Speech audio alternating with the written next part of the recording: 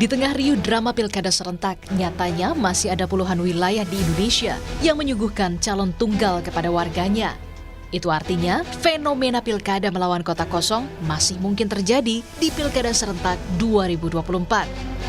Di Surabaya, Jawa Timur, pasangan petahana Eri Cahyadi Armuji tampaknya akan melawan kota kosong usai jadi calon tunggal yang mantap mendaftarkan diri ke KPU Kota Surabaya untuk mengikuti pemilihan orang nomor 1 di Surabaya. Tak tanggung-tanggung, keduanya bahkan diusung dan didukung 18 partai politik. Kalau kota kosong itu sebenarnya podwai. Kota kosong dan kota kosong ya podwai. Orang sing ngomong kota kosong lo ya bot. Kalau dua persentasinya itu dua yang ikut politik di sini pasti ikut 50% pergi Jawa, 50% 50%. Jadi sama saja. Jadi insya Allah buat saya tidak ada kota kosong, tidak ada lawan, tidak ada apa-apa. Yang penting kita ini adalah mensejahterakan warga Surabaya. Iku sing luwih. Hal yang sama juga terjadi di Kabupaten Ciamis. Bakal pasangan calon Herdiat Sunaria dan Yana De Putra jadi satu-satunya calon yang mendaftarkan ke KPU Kabupaten Ciamis. Mereka nyaris menyapu bersih partai politik di Ciamis dengan dukungan 18 partai politik. Berdasarkan data KPU 30 Agustus 2024, 43 wilayah itu terdiri dari 1 provinsi, 37 kabupaten, dan 5 kota. Sementara pada Pilkada 2020 yang lalu, ada 25 calon tunggal saat Pilkada serentak di 270 daerah. Sesuai pasal 135 PKPU nomor 10 tahun 2024, maka KPU memutuskan untuk memperpanjang pendaftaran hingga 4 September 2024 bagi 43 wilayah yang hanya punya calon tunggal. Ya, di daerah dengan calon tunggal menyisakan partai politik yang melampaui ambang batas, maka kami persilahkan partai politik atau gabungan partai politik yang belum daftar dan melampaui ambang batas yang ditentukan tersebut untuk mendaftar. Masa perpanjangan pendaftaran tersebut, KPU daerah kami perintahkan untuk melakukan sosialisasi kepada partai politik selama 3 hari, mulai tanggal 31 Agustus dan 1 September. Masa pendaftaran perpanjangannya dimulai tanggal 2 September, 3 September, dan 4 September. Memperpanjang pendaftaran jadi strategi KPU mencegah kota kosong. Namun yang jadi pertanyaan selanjutnya, mungkinkah jika sudah didukung hampir semua partai politik akan ada yang berani melawan? Tim Liputan, Kompas TV.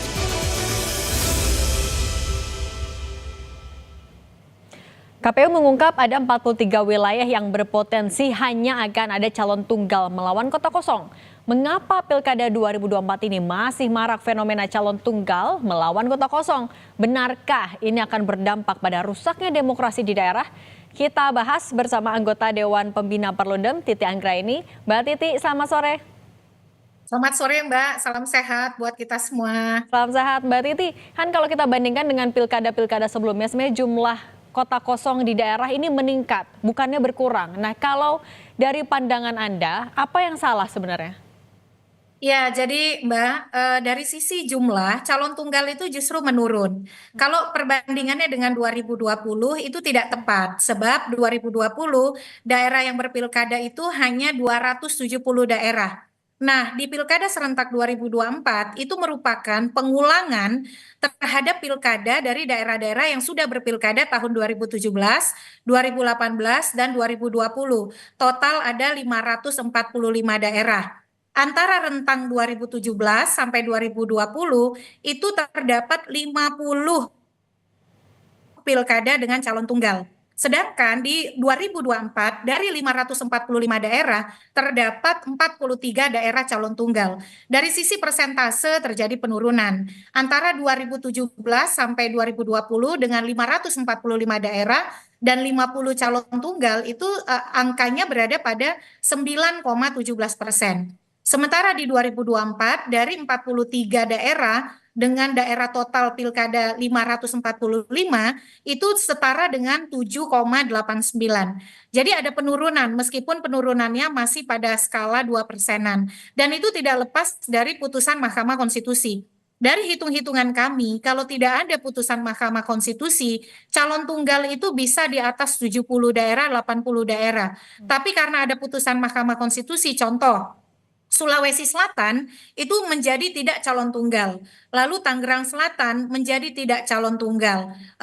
Kabupaten Bogor juga demikian. Karena partai-partai yang semula tidak bisa mengusung menjadi bisa mengusung dengan formulasi perolehan suara baru dari putusan MK. Lalu kenapa calon tunggal tetap pada angka 43? Jadi 7,89%, turun sedikit begitu ya. Putusan MK sudah berkontribusi karena kalau tidak ada putusan MK tadi angka calon tunggal bisa di antara 80 sampai 90 daerah lebih begitu ya.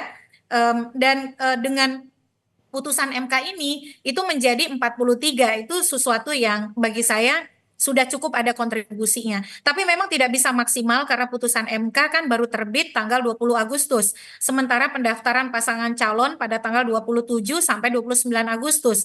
Kebanyakan rekomendasi partai-partai dari DPP itu sudah keluar. Meskipun karena ada putusan MK misalnya PKS itu menarik dukungannya dari Ariza Patria dan Marcel. Lalu juga dari sejumlah partai itu kemudian membatalkan dukungannya dan memutuskan untuk mengusulkan calonnya sendiri. Jadi tidak bisa cepat merekonfigurasi dan merekonstruksi koalisi pencalonan seminggu sebelum pendaftaran calon. Meskipun tetap ada daerah-daerah yang kemudian partai yang belum mendaftar kemudian mendaftar. Yang kedua, ada kompromi di tingkat nasional yang melibatkan kemudian keputusan elit untuk bersama-sama mengusung calon tertentu. Itu yang kemudian membuat daerah menjadi calon tunggal. Dan yang ketiga, memang dominasi petahana, baik petahana kepala daerah atau petahana wakil kepala daerah atau kerabat petahana sangat kuat. Contohnya saja misalnya tadi ya, Eri Armuji di Surabaya ini elektabilitasnya bagus, penerimaan politiknya baik, populer, modal sosial politiknya juga besar. Jadi partai akhirnya realistis saja melawan calon yang sangat populer dan kemudian berkinerja cukup baik. Itu bukan sesuatu yang mudah. Daripada keluar ongkos lagi, capek energi begitu ya, belum tentu menang, keluar uang lagi. Jadi lebih baik mengusung calon tunggal. Nah ini memang ada beberapa kepala daerah yang komunikasi politiknya bagus sehingga tidak lagi mengenal Kim plus atau bukan begitu ya. Ini contoh di Surabaya. Lalu juga di beberapa daerah karena memang melibatkan kerabat petahana. Contohnya di Brebes begitu ya. Karena bapaknya atau orang tuanya adalah juga kepala daerah yang menjabat cukup lama, terus juga penetrasi politiknya cukup baik, akhirnya menjadi calon tunggal. Nah ini jadi memang mayoritas karena tadi kekuatan petahana, baik kepala daerah atau wakil kepala daerah atau kerabat petahana ditopang oleh modal sosial, basis yang kuat, popularitas, dan juga modal kapital yang akhirnya ditambah lagi mendapatkan dukungan semua DPP, akhirnya menjadi calon tunggal tidak lepas dari tadi realistis dan pragmatisnya partai ketimbang keluar uang lagi dan sudah bisa dipastikan di atas 70% akan kalah, maka lebih baik merapat kepada yang punya potensi menang hampir 100%. Begitu Mbak Cindy. Nah Mbak Titi, kan tapi KPU membuka atau menambah masa pendaftaran dari hari ini sampai tanggal 4. Mampukah putusan MK kemarin mendorong partai politik untuk utak-atik lagi, mendorong calon-calon baru untuk mencegah kota kosong ini di 43 daerah tadi Mbak Titi? Ya, memang pendaftaran kembali harus dilakukan karena itu sebagai perintah undang-undang dan juga upaya sungguh-sungguh untuk mencegah calon tunggal. Kalau belajar dari pengalaman Pilkada 2020, ada 3 daerah yang batal calon tunggal, yaitu di Kabupaten Serdang Bedagai, di Bintan, dan juga Kota Sungai Penuh. Di masa perpanjangan pendaftaran itu terjadi rekonstruksi koalisi yang membuat pilkada batal calon tunggal. Itu juga yang kita harapkan di masa perpanjangan ini, calon-calon yang tadinya misalnya belum diusung oleh partai yang sudah memenuhi syarat perolehan suara 6,5 sampai 10% itu bisa didorong, atau kemudian peraturan KPU boleh merekonstruksi koalisi pencalonan sampai kemudian terjadi pengusulan calon baru begitu ya. Itu diatur di dalam peraturan KPU, partai yang sudah mengusung calon tunggal itu boleh merekonstruksi dukungannya untuk mendukung calon yang lain untuk mencegah calon tunggal. Saya kira itu pilihan-pilihan yang baik begitu ya, karena ada dinamika putusan Mahkamah Konstitusi, lalu juga tuntutan rakyat untuk tidak hanya pilkada calon tunggal. Tetapi kalau bagi daerah seperti misalnya Surabaya, saya kira sudah kecil kemungkinan Surabaya untuk bisa menambah calon ya, atau juga misalnya di Malinau begitu, atau tadi kita ambil contoh juga ada Ciamis begitu dengan hampir dukungan 18 partai politik. Berarti kan tidak ada partai politik lain begitu. Jadi tergantung ini memang pada kekuatan petahana atau pada komunikasi politik antara si calon tunggal dengan partai-partai.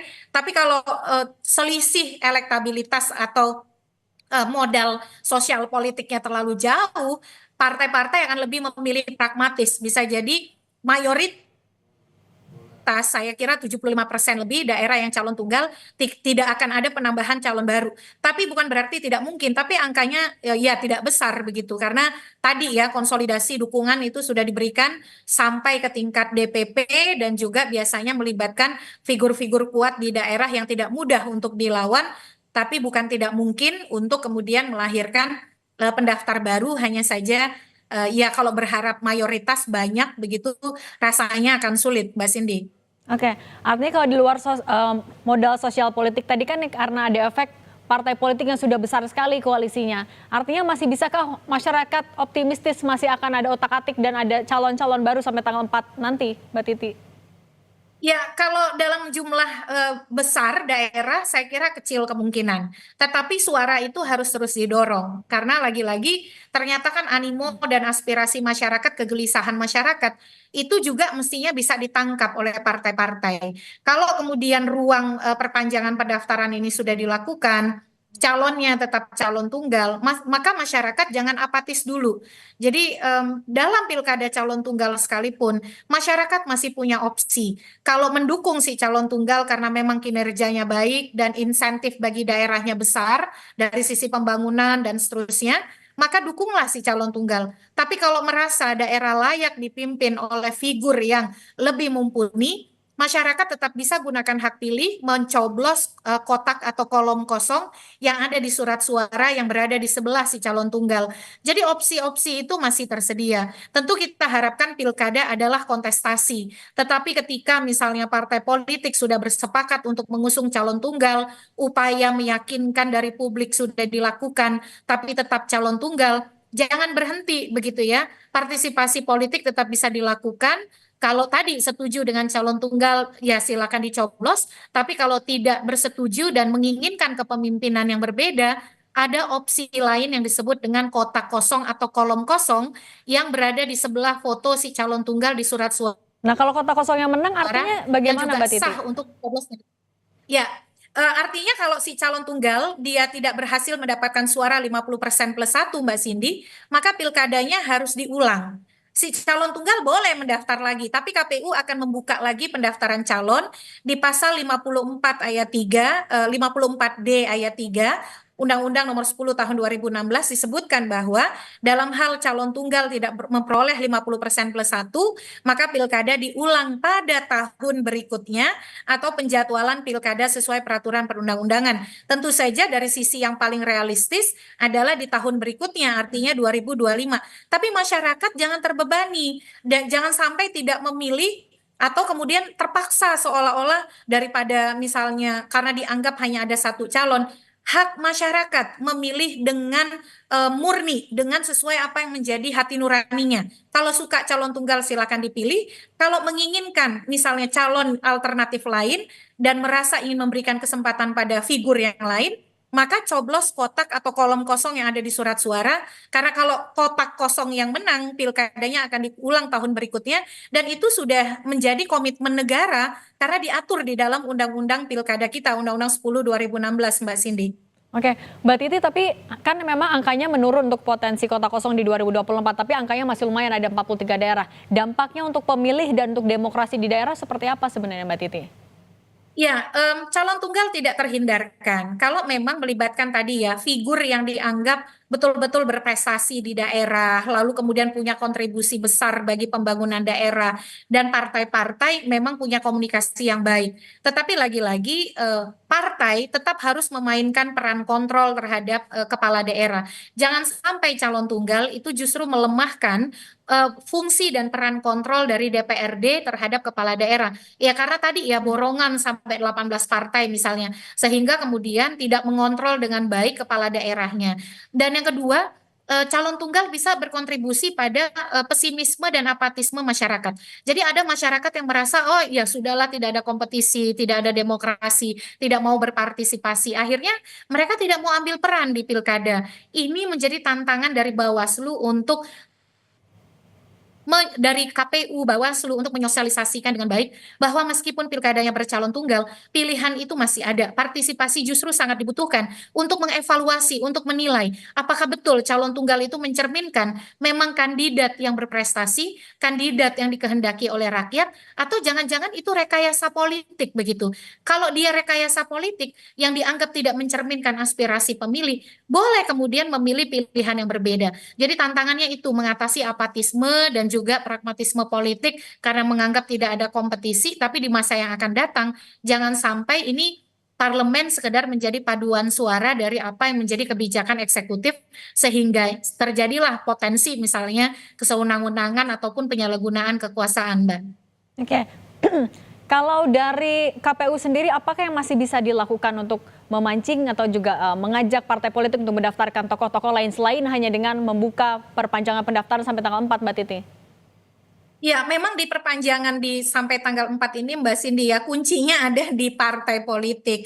Kalau KPU itu kalau dia terlalu aktif gitu ya, dorong-dorong, merayu-rayu, nanti dibilang tidak netral. Karena dia juga harus memposisikan berada pada posisi tengah begitu. Tugas dari KPU itu adalah melakukan sosialisasi bahwa terjadi perpanjangan pendaftaran calon dari tanggal 2 sampai 4 September. Persyaratannya adalah 6,5 sampai 10%, bergantung pada daerah masing-masing.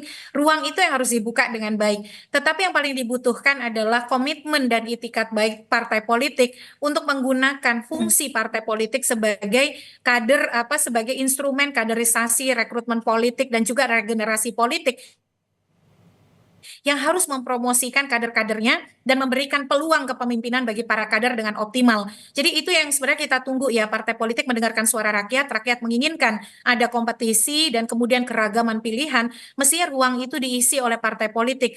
Persoalan menang kalah itu kan berkaitan dengan memang fungsi partai politik. Kalau partai punya strategi dan memaksimalkan posisi kader dan juga konstituennya, ya itu juga bagian dari membangun eksistensi partai untuk selalu diterima dan dianggap hadir di tengah masyarakat, Mbak Cindy. Oke, kita lihat apakah partai politik sampai tanggal 4 nanti akan mendaftarkan calonnya lagi, menekan potensi kota kosong di 43 wilayah. Terima kasih Mbak Titi Anggreni sudah berbagi di Rumah Pilkada. Sehat selalu. Usai